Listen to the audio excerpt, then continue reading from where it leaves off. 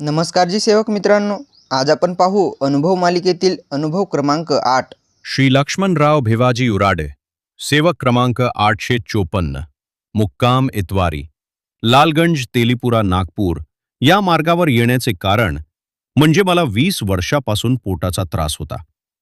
तसेच माझ्या मुलाला पुत्र संतती नव्हती. आम्ही निरनिराळे संत पाहिले आणि त्याचे कार्य पण केले. मी स्वतः गुरुदेव सेवा मंडळ इतवारी या शाखेचा 30 वर्षापासून सेवक होतो. परंतु मी अजूनही गुरु केला नव्हता, कारण माझा कुणावरच विश्वास बसत नव्हता. मी अनेक संस्थाचा सभासद असून नागपूर जिल्हा मध्यवर्ती ग्राहक भांडाराचा डायरेक्टर सुद्धा होतो. एकदा परमात्मा एक सेवक ग्राहक भांडाराला धान्य ठेवण्याकरता गोडाऊनची आवश्यकता होती.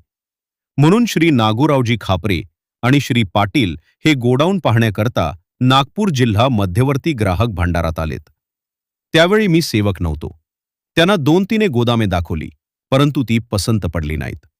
नंतर त्यांना माझे गरोबा मैदानातील गोडाऊन दाखवले. ते त्यांना पसंत पडले. नंतर पुन्हा श्री खापरे, श्री पाटील आणि महानत्यागी बाबा जुमदेवजी गोडाऊन पाहण्याकरता आलेत. सर्वांना गोडाऊन पसंत पडले. नंतर आम्ही चहा घेण्याकरता समोरच्या दुकानात गेलो. त्या ठिकाणी बाबांनी भगवंताची ओळख सांगितली. त्यावेळी मी बाबांना माझे आणि माझ्या कुटुंबातील दुःख मन मोकळेपणाने सांगितले. माझे दुःख असे होते की मला पोटाचा त्रास 20 वर्षापासून होता. 20 वर्षा अगोदर मी मेडिकलमध्ये भरती झालो होतो. त्यावेळी पोटाचा एक्सरे काढला होता. त्यात असे दिसून आले होते की आतड्याला हृदयाच्या जवळ आणि बेंबीजवळ असे 2 फोड आहेत आणि ते ऑपरेशन शिवाय दुरुस्त होऊ शकत नाही. दुसरे दुःख असे होते की मुलाला संतती नव्हती. बाबांनी आम्हाला भगवंताबद्दल सर्व माहिती दिली आणि पाळावयाचे तत्व, शब्द, नियमाबद्दलही सांगितले. परंतु आजपर्यंत मनात आलेल्या देवांमुळे माझा विश्वास बसत नव्हता. तरी पण आम्ही कुटुंबातील सर्व लोक एकमत करून बाबांकडे गेलो. बाबांनी आम्हा 7 दिवसांची साधी अगरबत्ती दिली. दुसऱ्या दिवसांपासून एका भगवंताला स्मरून विनंती केली आणि जेवण केले. त्याच दिवशी पोटाचा त्रास कमी झाला. त्याच्या अगोदर 8 दिवसांपासून जेवण केल्यानंतर पोट दुखत होते आणि उलटी होत होती. झोपही नीट लागत नव्हती.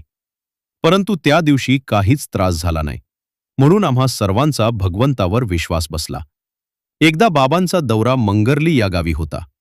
बाबा, आई आणि मी असे आम्ही 35 सेवक दौऱ्यात होतो. सेवकांनी बाबांना वनभोजनाकरता मोगरकशा तलावाजवळ चढण्याची विनंती केली. बाबांनी ती मान्य केली. दुपारी 12 वाजता आम्ही तळ्यावर पोचलो. सामान उतरवून आंघोळीकरता तलावावर गेलो. बाबांची आंघोळ झाली आणि ते परतले. जातेवेळी त्यांनी सांगितले की आपण सर्व लवकर परत या. त्या तलावातच एक जोड डोंगा होता. तलावात सुमारे 2 ते 3 हत्ती पाणी होते. डोंग्यावर पहिल्यांदा दिवाणजी बसले आणि डोंगा वाकतो हे बाबांनी पाहिले होते. म्हणून त्यांनी डोंगा बांधून ठेवण्यास सांगितले. या ठिकाणी आंघोळ करण्याकरता एकच दगड होता, म्हणून काही लोक डोंग्यावर आंघोळ करण्यास गेले. त्यात मी आणि 4-5 सेवक पण होते.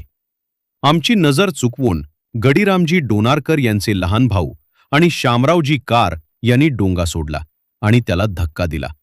डोंगा पाण्यात शिरला.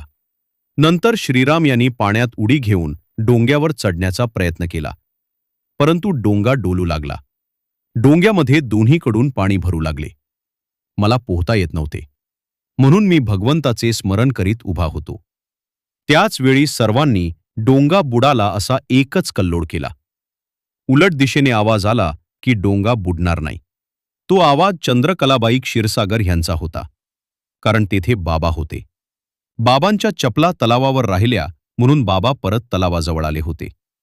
बाबांनी तलावाकडे नजर टाकली तेव्हा गोपीचंदजी तुपट पाण्यात बुचकाळी खात होते. बाकी सर्व पोहत निघाले. गोपीचंद सेलकी सेवकाचे धोतर धरून काठावर आले. बाबांनी एका सेवकास पोहत जाऊन डोंग्याची दोरी धरून ओढत आणण्यास सांगितले.